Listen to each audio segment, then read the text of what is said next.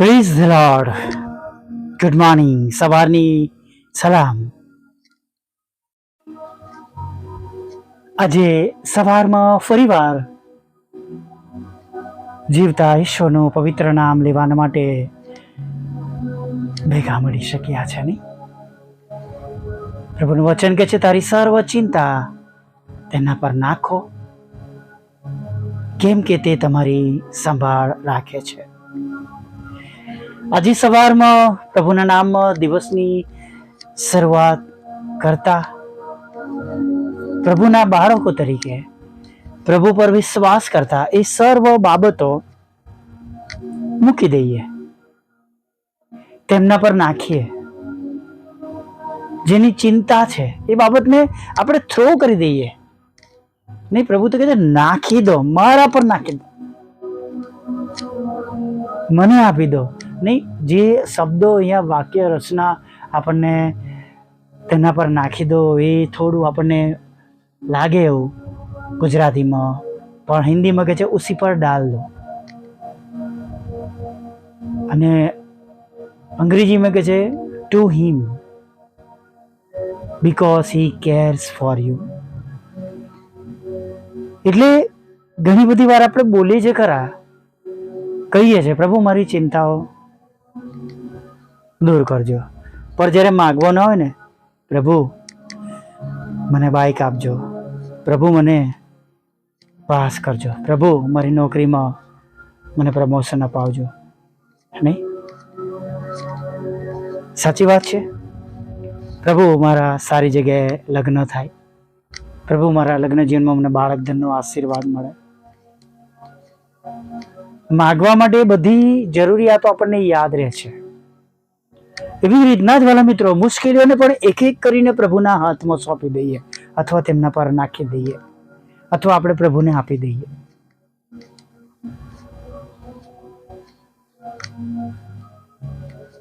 Hallelujah. હું ભાગ્યે જ બહુ લાંબી પ્રાર્થનાઓ કરું છું. વધારેમાં વધારે 5 મિનિટ. આ ઓડિયોમાં પણ તમે જોતા હશો છેલ્લી 5 મિનિટની પ્રાર્થના હશે. પ્રભુ આપણી પ્રાર્થનાની લંબાઈ પ્રમાણે નહીં, પણ પ્રભુ આપણી પ્રાર્થના એટલા માટે સાંભળે છે, આપણે તેમના બાળકો છે, આપણા હૃદય તરફ, આપણા વિશ્વાસ તરફ જુએ છે. હા, ચોક્કસ આપણું જીવન પણ એવું હોવું જોઈએ. નથી તો બનાવી દઈએ. જો આપણે ઈચ્છીએ છીએ કે આપણો પ્રભુ આપણી પ્રાર્થનાઓ સાંભળે. તમે જુઓ, ઘણી વાર આ બાબતો આવે છે અને ઘણી બધી રીતે આપણને આ પ્રસંગ આપણા માટે, આપણા વિશ્વાસને માટે ઉપયોગી છે. કે પિત્તર અને યોહાન કહે છે કે અમને જે મળ્યું છે, what we have got the name, અમને જે નામ મળ્યું છે, જો નામ હમે મિલા હૈ, ને અને એને એ નામમાં જો તમને ને મને એ નામ મળ્યું છે, તો એ પ્રભુને આપણે સમર્પિત જીવન જીવીએ, એમને શોભે એ પ્રમાણે જીવીએ, અને આપણી પ્રાર્થનાઓ સંભળાય, આપણે તેમના દ્વારા આશીર્વાદિત થઈએ. એના માટે પણ આપણે આપણા જીવનોને આપણે વધારે મજબૂત બનાવીએ, વધારે શુદ્ધ કરીએ, વધારે પવિત્ર કરીએ. તમે અને હું ગુજરાતીમાં એવી ઘણી કહેવતો સાંભળીએ છીએ નહીં? 2 નાવમાં સફર ના કરાય, દૂધ મરે દહીંમાં પગ ના રખાય. બધી જગતની બાબતો છે, સુવિચાર છે, પણ આપણે ઈશ્વર સાથેના જીવનમાં પણ એવું જ કરીએ છીએ. એક પગ આત્મિક જીવનમાં અને એક પગ જગતના જીવનમાં. અને જ્યારે એ પ્રમાણે ચલાતું હોય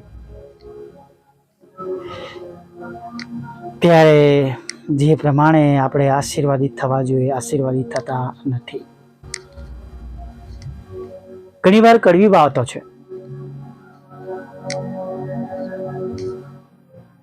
ઘણી વાર આ બાબતો કહેવામાં લોકોને દુઃખ થાય છે, મુલાકાતો બંધ થઈ જાય છે,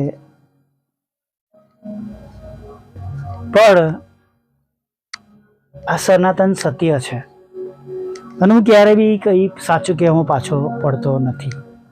પછી ચાહે મારું પોતાનું બાળક કેમ ના હોય, જો ઈશ્વરની દ્રષ્ટિમાં નથી તો એને જે પ્રમાણે કહેવું જોઈએ એ કહેવાથી હું ચૂકતો નથી.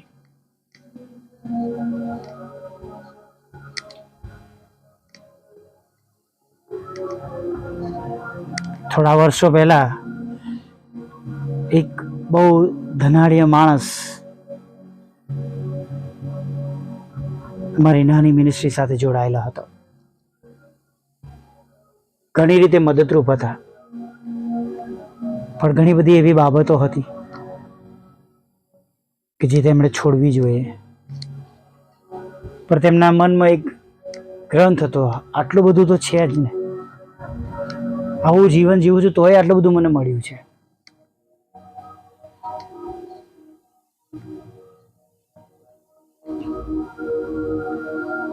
હવે આવી સોચમાં શું કહી શકીએ? હું એમને કહેતો, ટકોર કરતો નથી સારું, તો મને જાણે કે બીવડા આવતા હોય. આવો સ્વભાવ રાખશો, આવું બોલશો, કડવું બોલશો, આવું સત્ય કહેશો, તમારી સાથે કોઈ નહીં હોય, દાન આપનારા એ બંધ થઈ જશે. મેં કહું મોટી મોટી ફિગરવાળા દાન આપનારા બંધ થઈ ગયા છે. આજનું નહીં, ઘણા વર્ષોથી.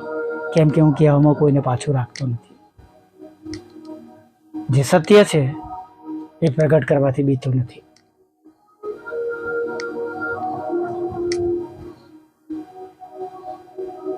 થોડાક જગતના લાભ માટે થોડીક બાબતો ચલાવી લઈશું તો મેળ પડશે નહીં. પ્રભુની સાથે પૂરા જોડાઈએ. પાઉલ તો કહે છે કે હું મારી જાતને ટાંગી દઉં છું, વધસ્તંભે ટંગાઈ જાઉં છું.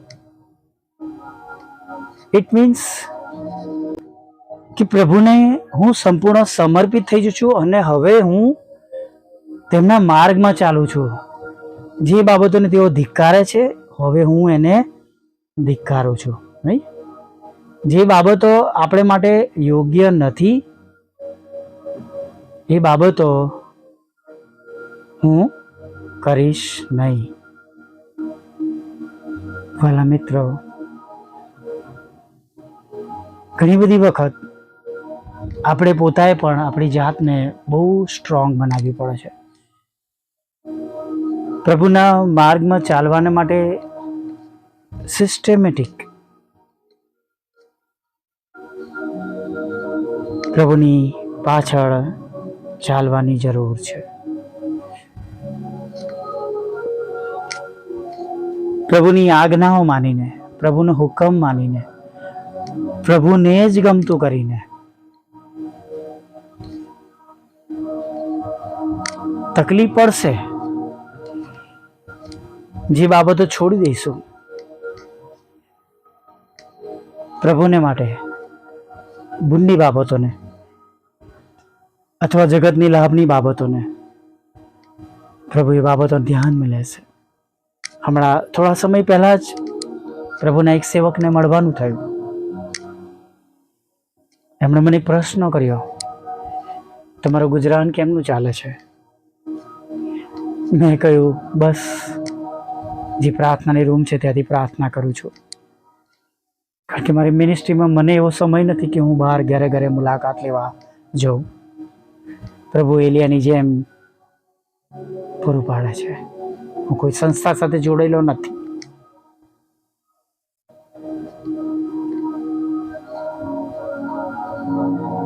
ચોક્કસ ડગલે ને પગલે નાણાંની જરૂર પડે છે, પણ વાલા મિત્રો, વિશ્વાસ કરો તો પૂરો કરો. Hallelujah, praise the lord, hallelujah. આવો વિજ્ઞાનની પ્રાર્થના સાથે આજના દિવસમાં આગળ વધીએ.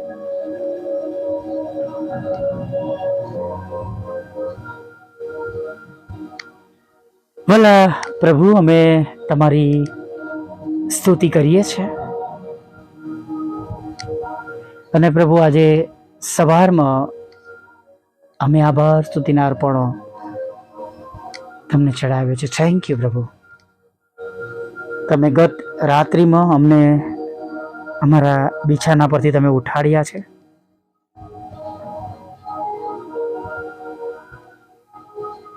અમને તંદુરસ્ત રાખ્યા છે સર્વ રોગ મંદવારથી. પ્રભુ તમે મારું રક્ષણ કર્યું છે. હા પ્રભુ, સર્વ રોગ મંદવારથી તમે મારું રક્ષણ કર્યું છે. અમને તંદુરસ્ત સાજા ભલા તમારી પવિત્ર હજુરમાં તમારું ભજન કરવા માટે તમે લઈને આવ્યા છો. અને ખરેખર પ્રભુ અમે તમારો જેટલો આભાર માનીએ પ્રભુ એટલો ઓછો છે પ્રભુ. અમે જેટલો પણ તમારો આભાર માનીએ પ્રભુ એટલો ઓછો છે પ્રભુ.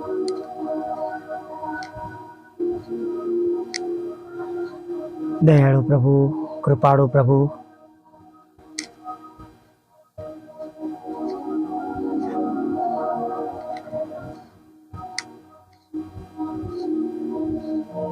આજના દિવસમાં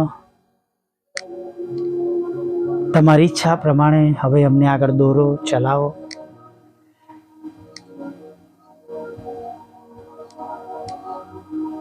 અમારા દરેકના જીવનો દ્વારા તમને મહિમા મળે. અમે ફળ આપનારા બનીએ અને તમે આપેલા તાલંતો દ્વારા અમે તમારી સેવા કરીએ પ્રભુ. એવું તમે થવા દેજો પ્રભુ. અમે કંઈ પણ બોલીએ, કંઈ પણ માગીએ એ પહેલા તમે અમારા વિશે બધું જ જાણો છો. અમે જેઓ તમારી આગળ નમેલા છે પ્રભુ, જેને તમે જોઈ રહ્યા છો, તમે જાણો છો. અને તેઓની શું જરૂરિયાત છે પ્રભુ એ તેઓ બોલે કે હું બોલું એ પહેલા તમે જાણો છો પ્રભુ. તેમના હૃદયની વાતો પ્રભુ, કે મારા હૃદયની વાતો, કે અમારા હૃદયની વાતો અમારા કુટુંબીજનો નથી જાણતા, પણ તમે જાણો છો પ્રભુ. હે પ્રભુ, મેં તમને વિનંતી કરી છે તમે એ પ્રમાણે તમે અમારા પ્રત્યે થવા દો, તમારી કૃપા થવા દો. અને યથા યોગ્ય જે બાબતોની અમને અગત્યતા છે એને તમામ રસ્તા જે ખુલ્લા કરો. અશક્ય બાબતોને પ્રભુ તમે અમારા માટે શક્યતામાં બદલી નાખો. હા પ્રભુ, કોઈને મકાન જોઈએ છે, કોઈને વાહન જોઈએ છે, કોઈને લગ્નના આશીર્વાદની જરૂર છે, કોઈને બાળક ધનના આશીર્વાદની જરૂર છે, કોઈના ઘરોમાં ફરીથી શાંતિ સફાઈ, તેમનું કુટુંબ તમારામાં આગળ વધે તેની જરૂરિયાત છે. કોઈને નાણાંની અગત્યતા છે પ્રભુ, કોઈને વાહનની અગત્યતા છે પ્રભુ. કોઈ ઈચ્છી રહ્યું છે કે અમારા મકાનો વેચાય, કોઈ ઈચ્છી રહ્યું છે પ્રભુ કે અમે તમારી પાછળ ખંતથી ચાલી અમને મદદ કરો પ્રભુ. તમે બધાની હૃદયની ઈચ્છા પ્રમાણે પ્રભુ આજે થવા દો પ્રભુ. કેન્સર જેવા રોગોમાંથી તમે સાજાપણું આપો. ડોક્ટર પાસે દવા નથી, પણ પ્રભુ તમે તો રાજાઓના રાજા, પ્રભુના પ્રભુ અને વૈદોના વૈદ છો. ત્યારે સર્વ રોગ મંદવાળ પ્રભુ ઈશ્વરનામાં નાશમાં નીકળી જાય એવી પ્રાર્થના કરીએ છીએ. નાશમાં જતા આત્માઓ બચી જાય. ઘણા બધા લોકો સુધી રોજ પ્રભુ મિનિસ્ટ્રી દ્વારા અને ઘણા બધા તમારા સેવક સેવિકા દ્વારા પ્રભુ તમારું નામ અમે પહોંચાડી શકીએ. જ્યાં કંઈ તમારા લોક છે ત્યાં તેમને શાંતિ મળે પ્રભુ, તેમને તમારું રક્ષણ મળે પ્રભુ. અને નાશમાં જતા ઘણા બધા આત્માઓ બચી જાય તેમને માટે પ્રભુ તમે સુવાર્તાના માર્ગ ખોલજો પ્રભુ.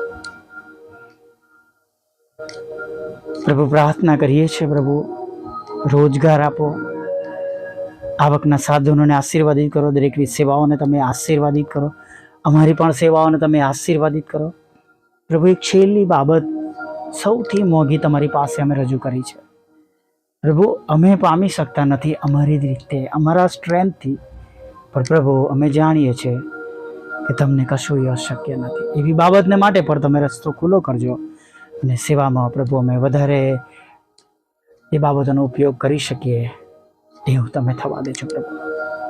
તમારી સેવિકાના ખેતરમાંથી પ્રભુ એ કડવા નામોને દૂર કરો, તેનો કબજો તમે એને અપાવો પ્રભુ. તમારી દીકરી છે પ્રભુ. અને પ્રભુ એમના જેવા ઘણા બધા બીજા ભાઈ બહેનો છે જેમની સાથે છેતરામણી થઈ છે, ખોટા નામો તેમની મિલકતો મેળવવામાં આવે છે પ્રભુ. એ નામો નીકળી જાય, તેનો કબજો મળે એવું થવા દો. એ બંને મકાનો વેચાય પ્રભુ, અને જે પ્રમાણે તેઓ આશા રાખી રહ્યા છે એ પ્રમાણે તેમની પ્રાર્થના વિનંતીઓ પ્રમાણે, તેમની ઈચ્છા પ્રમાણે પ્રભુ તમે તેમના માટે કરજો. તમામ દુઃખી લોકો, વિધરો, વિધવા બહેનો, અનાથો, મન બુદ્ધિ લોકો, માનસિક રોગી, વિકલાંગો, તમામ ઘરડાઓ પ્રભુ પિતા, એકલા પડી ગયેલા લોકોની સમય સાથે રહેજો, તેમની સંભાળ લેજો, તેમની કાળજી લેજો પ્રભુ. અને પ્રભુ આજના દિવસની અમારી બધાની જરૂરિયાત તમે પૂરી પાડજો. ખોરાક, વસ્ત્ર, અન્ન, પાણી આપજો. અમારા સર્વ પાપ અને ગુનાઓ પ્રભુ તમે જાણો છો, તમારાથી કંઈ છુપાયેલું નથી. એમને બધાને પ્રભુ અમારા પાપ ગુનાઓમાં ક્ષમા કરો. નવો ને તાજો સ્પર્શ આપો પ્રભુ, નવો અભિષેક આપો, પવિત્ર આત્માના સામર્થ્યથી ભરી દો પ્રભુ. અને સાંજે તમારું ભજન કરતી લેવું માગતા પ્રભુ ઈસુમાં આટલું સાંભળો દેવ બાપ, માન્ય કરજો. આમીન, આમીન, આમીન.